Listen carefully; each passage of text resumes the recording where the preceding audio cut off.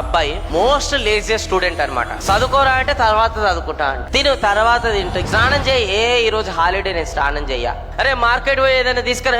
నేను పోను, నాకు బండి ఇస్తేనైనా పోతా. మొత్తం లేజియస్ట్ ఫెలో. ఇక వీరిని ఒక హాస్టల్లో జాయిన్ చేసిండు గురుజీ కింద. గురుజీ ఎవరైతే ఉన్నాడో ఆయన తెలివి చెప్పాలి వీనికి. చూడు, నీకు ఒక బంగారమైన అవకాశం ఇస్తున్నా. ఇగో ఈ రాయి తీసుకో. ఈ రాయితోని ఏ ఐరన్ కి అయితే నువ్వు రాస్తావో అది గోల్డ్ అయిపోతుంది. అప్పటికి సాయంత్రం అయిపోయింది. అప్పుడు ఆయనకు ఆలోచన వచ్చింది, ఈ సాయంత్రం పూట ఐరన్ అనేది మనకి ఏడ దొరుకుతుంది షాప్ లా. పొద్దున పోయి మార్కెట్ లో వేస్ట్ ఐరన్ ఏదైతే దొరుకుతుందో దాన్ని నేను కొనుక్కుంటా. పొద్దున్నే లేచి రాత్రి అయిపోయి తిని వండుకుంటా అని చెప్పి వండుకుంటా. పొద్దున్నే లేచిండు. బ్రేక్ఫాస్ట్ చేయాలి కదా, ఇప్పుడు అంత తొందర ఏముంది. మధ్యాహ్నం పోతా. మధ్యాహ్నం అయ్యంగానే ఆకలి కడుపు మళ్ళా. దాని తర్వాత పోదామనేసరికి బాడీ సహకరిస్తలేదు. ఎందుకు ఇప్పుడు తిన్నావు కదా చేసే బాండు. గంట వండుకుందామని వండుకుంటూ లేచేసరికి గురుజు ముందలుండు. సాయంత్రం అయింది. రాయి గుంజ చేసుకుంటు. గురుజీ నేను ఇంకా మార్కెట్ పోలే, ఐరన్ తెచ్చుకోవాలి. చాలు, నిన్న సాయంత్రం నుంచి ఇప్పటి వరకు నీకు అవకాశం ఇచ్చాను. నీ జీవితం చేంజ్ చేసే అవకాశం ఇది.